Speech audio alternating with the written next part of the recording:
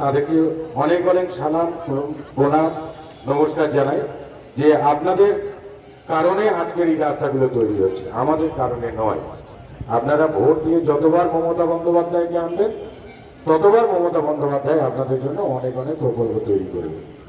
অর্থাৎ যদি সম্মান দিতে হয়, আমার সামনে যারা বসে আছে মায়েরা বা দাদারা বাবা যারা বয়স্ক আছে তাদেরকে হাজার হাজার বার প্রণাম জানাই যে তারা এমন একজন নেত্রীকে পছন্দ করেছেন যার নাম মমতা বন্দ্যোপাধ্যায়। শুধু বাংলা নয়, গোটা ভারতবর্ষের নেতা নেত্রী মন্ত্রী থেকে সমস্ত অনুসরণ করছে একমাত্র নেত্রী, তার নাম মমতা বন্দ্যোপাধ্যায়। তো আমি একটা জিনিস বলতে চাই আপনাদের যে আজকে যে রাস্তাটা তৈরি হচ্ছে, এই ধরুন আমার সেদিকের মোড় থেকে যদি ছামনামণি এদিকে হয়, আবার গাজীপুর বাজারের দিকে যদি হয়, তা যারা শুধু তৃণমূল কংগ্রেসটা করেছে তারা শুধু হাঁটবে মনে হয় আপনাদের নাকি?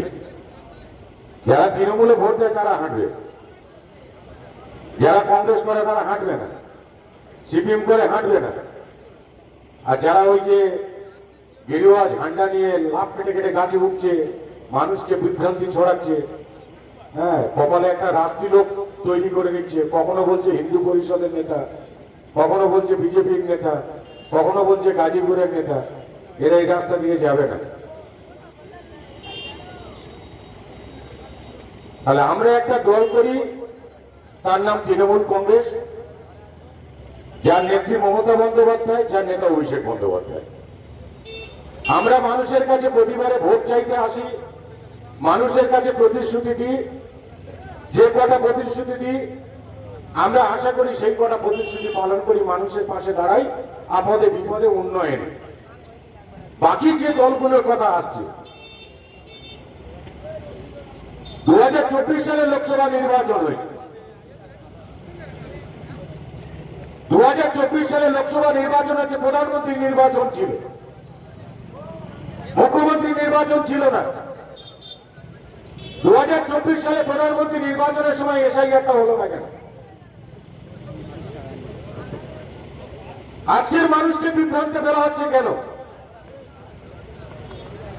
একটা মানুষ 25 বছর ধরে ভোট দিয়ে আসছে, 2003 সালে তার যখন জন্ম হয়নি তখন সে ভোটার হয়নি, 2003 সালের পরে তার জন্ম হয়েছে, 18 বছর পূর্ণ হয়েছে, তাই 5 সালে তার নাম উঠেছে, 7 সালে নাম উঠেছে, 8 সালে নাম উঠেছে, কারো 10 সালে নাম উঠেছে। কিন্তু এটা মনে রাখতে হবে, 2024 সালে কিন্তু ওই ব্যক্তিটা প্রধানমন্ত্রীকে ভোট দিয়েছেন, প্রধানমন্ত্রী গঠনের যে ভোট ছিল সেই ভোটে কিন্তু তিনি অংশগ্রহণ করেছেন। আজকে তুমি নতুন করে ফাঁদ পেতে দিলে, এসআইআর নামক একটা প্রকল্প নিয়ে তুমি মানুষকে ভোটার লিস্ট থেকে বাদ দিতে চাইছো। কি কায়দা দেখুন, বলছে 2003 সালে ভোটার লিস্টে বাবা মার নাম থাকতে হবে, তোমার নিজের নাম থাকতে হবে, তোমার জন্ম সার্টিফিকেট থাকতে হবে, তোমার এটা থাকতে হবে, তোমার ওটা থাকতে হবে। আর 24 সালে যখন ভোট এসেছিল তখন তোমার বাড়িতে বাড়িতে পায়ে পথে হেঁটেছে এই নির্লজ্জ বেহা বিজেপির দল, হনুমানের দল, বাড়িতে বাড়িতে গিয়ে হেঁটেছিল, বলেছিল মা প্রধানমন্ত্রী নরেন্দ্র মোদীকে আপনারা প্রধানমন্ত্রী করুন, আমরা আপনাদের পাশে থাকবো। পাশে থাকলো কেমন করে? এখন বলছে ওই আধার কার্ড দেখালে হবে না, এখন 2003 সালে নাম থাকতে হবে, আর বাবা মার নাম থাকতে হবে, জন্ম সার্টিফিকেট থাকতে হবে। আমরা তৃণমূল কংগ্রেস যারা প্রতিনিধিত্ব করি, মমতা বন্দ্যোপাধ্যায় আমাদের যাদের জনপ্রতিনিধি যাদের সুযোগ দিয়েছেন, আমরা কোমর বেঁধে লাগলাম। মোদী যদি এটা মনে করে থাকে বাংলার মানুষকে বোকা বানাবে, মমতা বন্দ্যোপাধ্যায় দাঁড়িয়ে আছে, প্রথম দিন বলেছিলেন এসআইআর হোক,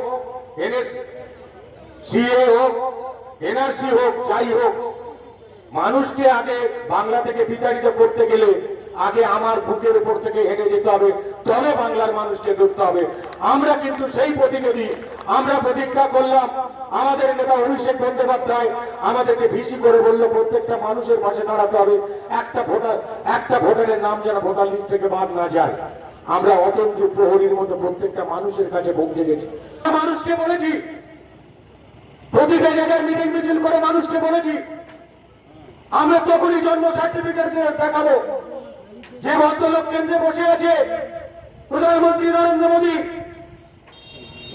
গৃহমন্ত্রী অমিত শাহজি যেদিন সোশ্যাল মিডিয়ায় নিজের জন্ম সার্টিফিকেট দেখাতে পারবে, আমরা বাংলার মানুষ সেদিন জন্ম সার্টিফিকেট দেখাবো, তার আগে একটাও জন্ম সার্টিফিকেট দেখাবো না। বাবার মা জানি ঝগড়া, বাচ্চাটা ভরে পড়ে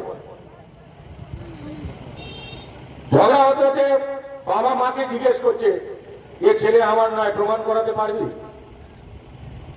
বাচ্চা ছেলে ভরে পড়ে, ছেলেটা তো অবাক, বাবা কি বলছে মাকে, আমি ওনার ছেলে, প্রমাণ করাতে হবে। মাকে জিজ্ঞেস করছি, এটা আমার ছেলে নয়, প্রমাণ করাতে পারলে ছেলে হিসেবে মেনে নেব। ছেলে একবার শুনেছে কানে, দুবার শুনেছে, তিনবার শুনেছে, চারবার মাথায় ছেলে বাবা মার উপর যখন অত্যাচার বেশি করছে একই কথা দিয়ে, তখন ছেলেটা চুপ করে থাকতে থাকতে আর দেখতে না পেরে তখন ছেলেটা জিজ্ঞেস করছে, মা এই যে ব্যক্তিটা আমাকে বলছে বাবা হিসেবে পরিচয় দেবে, প্রমাণ দেখালে উনি আগে প্রমাণ দেখান আমি ওনার ছেলে কিনা, তবে আমি প্রমাণ করাবো উনি আমার বাবা।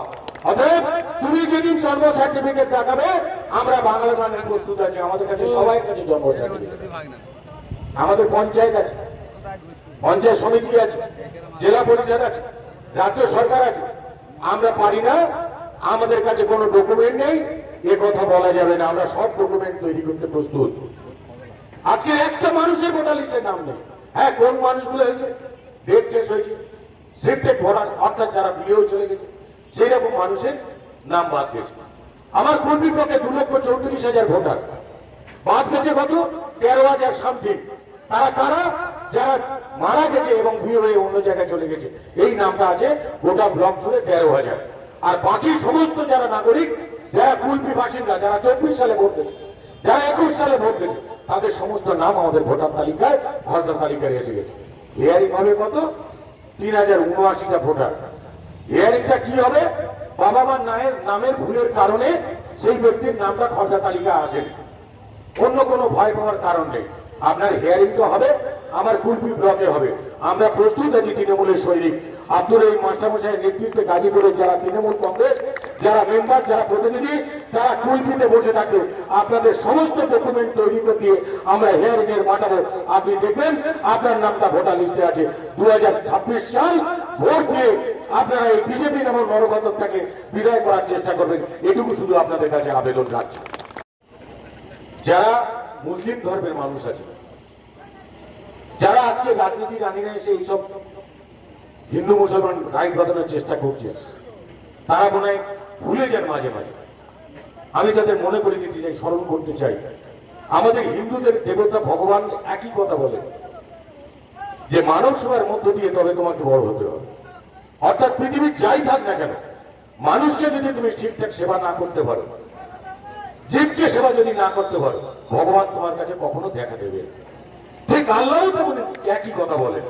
মসজিদে যখন নামাজ পড়ে যখন আমি আরাধনা করি, মনে হয় যখন ভোরের আজান পড়ে আমরা ভোরের শান বাজাই। আমরা বাংলায় বসবাস করি, আমাদের কোনো আপত্তি নেই। কেন্দ্রে বসে আছে বিহারি দল, হিন্দুস্তানি দল, হিন্দি ভাষী, তাদের যত অসুবিধা, আমাদের তো কোনো অসুবিধা নেই। যখন ভোরের আজানটা বন্ধ করার জন্য শুভেন্দু অধিকারী হাইকোর্টে কেস করেছিলেন, কোথায় ছিল এই হুমায়ুন কবির? কোথায় ছিল এই নওশাদ সিদ্দিকী? কোথায় ছিল আব্বাস সিদ্দিকী? আমি তাদের সম্মান জানাই, ফুরফুরা শরীফকে সম্মান করি, মাথা নত করবো তাদের কাছে, কিন্তু এখানে মাথা নত করার জায়গা নেই। তুমি বিভেদ তৈরি করলে তোমার সঙ্গে আমার সহমত থাকবে। কারণ যেদিন আজান বন্ধ করার জন্য শুভেন্দু অধিকারী হাইকোর্টে কেস করেছে, যে ভোরের আজান মানুষের ঘুমে ডিস্টার্ব হয়, ভোরের আজান অসুস্থ মানুষের অসুবিধা হয়, সেদিন কিন্তু মমতা বন্দ্যোপাধ্যায় গর্জে উঠে হাইকোর্টে কল্যাণ ব্যানার্জির দ্বারা লড়ে তবে সেই ভোরের আজানটাকে রাখতে হয়েছিল। তার নাম মমতা বন্দ্যোপাধ্যায়। আজকে যারা বলছে মমতা বন্দ্যোপাধ্যায় সংখ্যালঘু মানুষদের জন্য কিছু করেনি, আমি এখানে 1000টা প্রমাণ দিয়ে চলে যেতে পারি। মমতা বন্দ্যোপাধ্যায় 2011 সালে ক্ষমতায় আসার আগে থেকে কবরস্থানগুলো গরু, ছাগল, বিভিন্ন জন্তু জানোয়ার ওই কবরের উপর দিকে হেঁটে চলে যেত। আমাদের কত কষ্ট হতো যে একটা কবরস্থান মানে পবিত্র স্থান, সেই পবিত্র স্থানের মধ্যে কুকুর, ছাগল, বিড়াল যে যেমন পাচ্ছে, কত নোংরা আবর্জনা তার মধ্যে জমে যাচ্ছে। কিন্তু একমাত্র বিশ্বের নেত্রী মমতা বন্দ্যোপাধ্যায় চিন্তা করেছেন আমার সংখ্যালঘুদের ভাইদের যে কবরস্থান, সেই কবরস্থানগুলোকে বাউন্ডারি দিয়ে তার সযত্ন করে রাখতে হবে, পবিত্র স্থানকে বজায় রাখতে হবে। তাই তো যখন কবরস্থান হচ্ছে, আমার ব্লকে তো প্রচুর কবরস্থান করে দেওয়া হয়েছে, কোটি কোটি টাকার কবরস্থান হচ্ছে। ওই নওশাদ সিদ্দিকী কই এর কথা বলে না তো। আজকে ঐক্যশ্রী প্রকল্পের টাকা, ঐক্যশ্রী প্রকল্পের টাকা কারা পায়? সংখ্যালঘু বর্ণের মানুষের বাড়ির যারা পড়াশোনা করে তারা ঐক্যশ্রী টাকা পায়। ওই তখন নওশাদ সিদ্দিকী বলছে না, তুমি বলছো আইএসএফ করো, আমি যদি তোমাকে বলি হ্যাঁ আইএসএফ করো, আইএসএফ করে তুমি এই রাস্তাটা তৈরি করতে পারবে? লবডঙ্কা, লবডঙ্কা কি হবে? মমতা বন্দ্যোপাধ্যায় 2011 সালে 215 সিট নিয়ে মুখ্যমন্ত্রী হয়েছিল, আর আবার 2026 সালে মমতা বন্দ্যোপাধ্যায় 235টা সিট নিয়ে আবার চতুর্থবার নবান্নে চতুর্থ তলায় যাবে। তা তুমি মানুষকে আইএসএফ করিয়ে, মানুষকে বিভ্রান্ত করিয়ে সেই মানুষকে বিপদে ফেলে দিচ্ছেন কেন? আমি চাই এখানকার মানুষদের বলবো, যারা এখানে কংগ্রেস করে তাদের একটাই কাজ আছে এখন, তাদের নেতাদের আমি সব চোখে চোখে দেখি, মাস্টার বলবে কেন, আমি দীর্ঘদিন এই গাজীপুরে আসছি, তাদের একটাই কাজ, আমার যে পঞ্চায়েত আছে মানুষের জন্য ঢালাও কাজ করছে, রাস্তাঘাট থেকে নলকূপ থেকে সমস্ত কিছু তৈরি করে দেওয়া হচ্ছে। আর তার কাজ বসে বসে দেখা যে কোথায় ফাঁক ফোকর আছে, সেই ফাঁক ফোকরটা নিয়ে হাইকোর্টে চলে যাওয়া, আমার পঞ্চায়েতের উন্নয়নটাকে বন্ধ করে দেওয়া।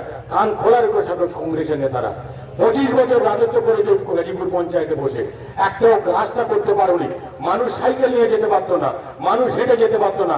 আব্দুল রহিম মাস্টারমশাইয়ের নেতৃত্বে যখন তৃণমূল পঞ্চায়েত গঠন হয়েছে, অদ্যাবধি 2025 সাল শেষ হতে যায়, প্রতিটা জায়গায় চকচকে ঢালাই রাস্তা থেকে, সোলার লাইট থেকে, সূর্যঘাট থেকে সমস্ত রাস্তাটা যখন করে দিল, এখন তুমি হাইকোর্টে গিয়ে রহিম মাস্টারের বিরুদ্ধে লড়ছো। আমি আবার তাদের কান খোলা করে, একটা রহিম মাস্টার গাজীপুরে থাকবে আর তৃণমূল কংগ্রেস দল থাকবে। আমি তোমাদের বলে দিচ্ছি, সিপিএম কংগ্রেস বিজেপি এক জায়গায় হয়ে এই পঞ্চায়েত এখন দীর্ঘ 30 বছর তৃণমূল দখলে থাকবে, তোমরা কিচ্ছু করতে পারবে না, তোমাদের কিচ্ছু করার না। আজকে তুমি এখান থেকে গিয়ে সিঙ্গিরাটে চলে যাচ্ছে, কি বিষয়? হনুমানের মূর্তি ভাঙতে আমরা কি চাই? কেউ কি চায়? আমার যারা সংখ্যালঘু মানুষ আছে, যে হনুমানের মন্দিরটা ছিল 18 বছর ধরে একটা রাস্তার উপরে, সেখানে সংখ্যালঘু ভাই আমরা সব বসে বসে চা খাই, 18 বছর ভাঙার সুযোগ পেল না। এখন যেই ভোট এসেছে 2026 সালে, এই যে এখানকার হিন্দু পরিষদের নেতা বলছে নিজেকে, দেখবেন এই সিটি বেরিয়ে বাড়ি তো নাকি কোথায় ভাঁজ বেড়ে বাড়ি, সে এত বড় একটা কিলোক কেটে চলে যাচ্ছে, প্রতিদিন সকালে চলে যায়। গ্রামের মানুষ খেতে পেলো কি, রাস্তায় হাঁটতে পারলো কি, এসআইআর নাম উঠেছে কিনা, কি কার বাড়িতে মেয়ের বিয়ে হচ্ছে কিনা, কিচ্ছু জানে না। সে এখানে সকালে স্নান করে, বাবার আছে একগুলো ভাবছে, ভালো আর্থিক অবস্থা, একটা কিলোক কেটে সোজা চলে যাচ্ছে। কি আমি হিন্দু পরিষদের নেতা, হিন্দুকে বাঁচাতে হবে, সব হিন্দুকে এক জায়গায় করতে হবে। আরে তুই বোকা, তোর ভোটার লিস্টে যে নাম নেই তুই পিছনে তাকিয়ে দেখ, হিন্দু পরিষদের নেতা পরে করবি, এখন ভোটার লিস্টে তোর নাম আছে কি দেখ, সেদিকে লক্ষ্য নেই। এখান থেকে গিয়ে সেখানে আন্দোলন করছে পাশ আটকে দিয়ে। আমি জিজ্ঞেস করলাম, হ্যাঁ ভাই কি বিষয়, তুমি ওখান থেকে এসে এখানে এত বড় আন্দোলন তৈরি করছো, কি বিষয়? তা বলছে না আমাদের হনুমানের মূর্তি ভাঙা হয়েছে। তাই বলছে হনুমান তোমার কি কাঠ দেবো? আমি জিজ্ঞেস করছি, বলতে পারছে না। হনুমানকে আমরাও শ্রদ্ধা করি, রাম লক্ষ্মণের প্রিয় মানুষ হনুমান, আমরাও শ্রদ্ধা করি, আমরা রামকে দেবতা বলি। তার মানে এই নয় যে আমার পার্টির স্লোগানটা হবে জয় শ্রীরাম। আমরা কি বলি? জয় সীতারাম। ওরা অপব্যাখ্যা করে সেটাকে বলে জয় শ্রীরাম। ওরা দেবতাকে মাটিতে নামাতে চাইছে, আর আমরা রাখি মাথায় আর মনের মধ্যে। একটা দেবতাকে কখনো স্লোগানে পরিণত করা যায় না। রামকে নিয়ে রাস্তায় ঝান্ডা বেঁধে, মাথায় পাগড়ি বেঁধে, গাঁজা মদ খেয়ে নামের নামে ধরে দিচ্ছি আর মানুষকে পেটাচ্ছে, রাম সন্তুষ্ট হবে? তাহলে সেই 18 বছর হনুমানটা কেউ ভাঙলো না, যেই 2026 সালে ভোট এসে গেছে, কায়দা করে সেটাকে কুন্ডু কেটে দিয়ে এবার বলছে জিহাদিরা রামের মন্দির, এই হনুমানের মন্দিরটা ভেঙেছে, এর প্রতিবাদ চাই, রাস্তায় শুয়ে পড়ছে, গড়াগড়ি যাচ্ছে। আমি একদম ঠিক 6টা দশে পৌঁছে গেছি সিংহের একটা। আমি দেখছি রূপ যে কারা হিন্দু করছে, যারা হিন্দু করছে না, হিন্দুদের দেবতা সম্পর্কে তাদের জ্ঞান নেই। হিন্দুদের দেবতা কখনো শেখায়নি সংখ্যালঘুদের যারা মানুষ আছে তাদেরকে অপমান করা, তাদেরকে অসম্মান করা, তাদের দেবতাকে অসম্মান করা। কোথাও লেখা নেই। দুটো ধর্মের ক্ষেত্রে সারাংশ একটাই, যে মানুষটা জীব সেবার মধ্যে দিয়ে চলে সেই মানুষটা ঈশ্বরের লাভ পায়, বাকি কেউ পায় না।